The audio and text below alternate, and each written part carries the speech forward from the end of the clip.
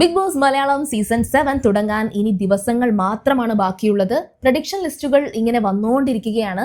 പക്ഷേ ഇതുവരെ big boss season 7-ൽ ആരൊക്കെ ഉണ്ടെന്നുള്ള ഒരു സൂചനകളും ഡയറക്റ്റ് ആയിട്ട് ഏഷ്യാനെറ്റ് പുറത്തു വിട്ടിട്ടില്ല. എല്ലാ വർഷവും സീസൺ സ്റ്റാർട്ട് ചെയ്യുന്നതിന് ഒരാഴ്ച മുന്നേ 2 പേരുടെ പേരെങ്കിലും ബിഗ് ബോസ് ടീം പുറത്തു വിടുന്നതാണ്. വരുന്ന ആഴ്ചകൾ അതിനുള്ള സാധ്യതകൾ ഉറപ്പിക്കാം. ഇതിനിടെ ഈ സീസണിൽ കുറച്ചധികം സോഷ്യൽ മീഡിയ വൈറൽ താരങ്ങളുടെ പ്രസൻസ് ഉണ്ടാകും എന്നാണ് പ്രഡിക്ഷൻസ് സൂചിപ്പിക്കുന്നത്. അതിൽ രേണു സുധിയും ഉണ്ടാകും എന്നായിരുന്നു പറഞ്ഞിരുന്നത്. എന്നാൽ നെഗറ്റീവ് കമന്റുകളും തുടരെ വന്ന കുറ്റപ്പെടുത്തലുകളും ഒക്കെ രേണു സുധിക്ക് നല്ലൊരു തിരിച്ചടിയായിട്ടുണ്ട്. അപ്പോൾ ഇന്നത്തെ ലിസ്റ്റിൽ ഉറപ്പിച്ച ഒരാളുടെ പേര് ഞാൻ പറയാൻ പോവുകയാണ്. അത് പറയും മുന്നേ നിങ്ങൾ ആദ്യമായിട്ടാണ് സീരിയൽ ഗ്രാൻഡ്മയെ കാണുന്നതെങ്കിൽ ചാനൽ ഒന്ന് സബ്സ്ക്രൈബ് ചെയ്ത് കൂടിക്കോണേ. ബിഗ് ബോസ് വീട്ടിലേക്ക് എല്ലാ വർഷവും ഒരു പാറ്റേൺ അടിസ്ഥാനത്തിലാണ് മത്സരാർത്ഥികൾ കടക്കുന്നത്. അതിൽ ഒരു തർക്കവുമില്ല.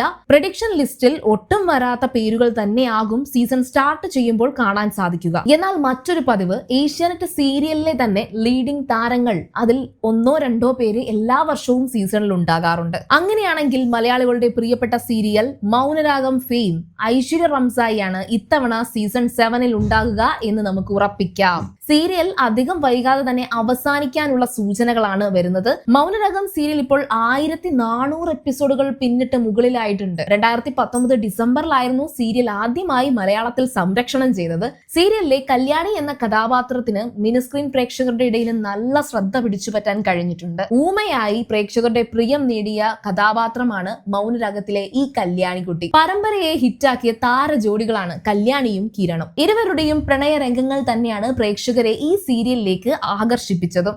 എന്നാൽ അവസാനമായി ഏഷ്യാനെറ്റ് പുറത്തുവിട്ട പ്രൊമോയിൽ കല്യാണിക്കുള്ള മരണക്കെണി കാണാം. ആരാധകർ കല്യാണി മരിക്കേണ്ട എന്ന് പറയുമ്പോഴും ഈ സീരിയൽ വെറുപ്പിച്ചൊരു പരുവമാക്കിയത് കൊണ്ട് കല്യാണി മരിച്ചു പോയാലും കുഴപ്പമില്ല എന്നുള്ള ഹേറ്റ് കമന്റ്സുകളും കാണാം. അങ്ങനെ കല്യാണി മരിച്ചാലും ഇല്ലെങ്കിലും സീരിയൽ ഉടൻ അവസാനിക്കും.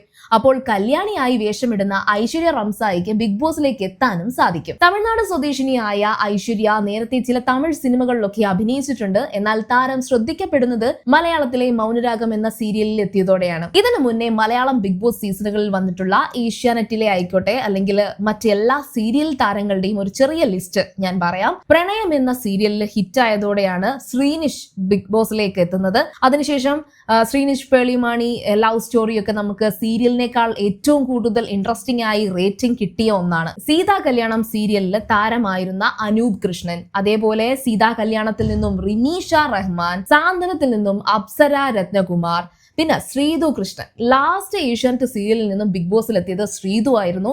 അതും അത്രയും ഫേമസ് ആയിരുന്ന അമ്മ അറിയാതെ എന്ന് പറയുന്ന സീരിയൽ നായികയാണ് ശ്രീതു. ശ്രീതുവും ഐശ്വര്യയെ പോലെ തന്നെ മലയാളിയല്ല. അപ്പോൾ ഐശ്വര്യ റംസായിയെ പ്രഡിക്ഷൻ ലിസ്റ്റിൽ നിന്നും നമുക്ക് ഉറപ്പിക്കാൻ സമയമായി. ഓൾറെഡി പ്രഡിക്ഷൻ ലിസ്റ്റിൽ നിന്നും ഡിലീറ്റ് ചെയ്ത 3 പേരുടെ പേരുകൾ ഞാൻ കഴിഞ്ഞ വീഡിയോയിൽ ഉൾപ്പെടുത്തിയിട്ടുണ്ട്.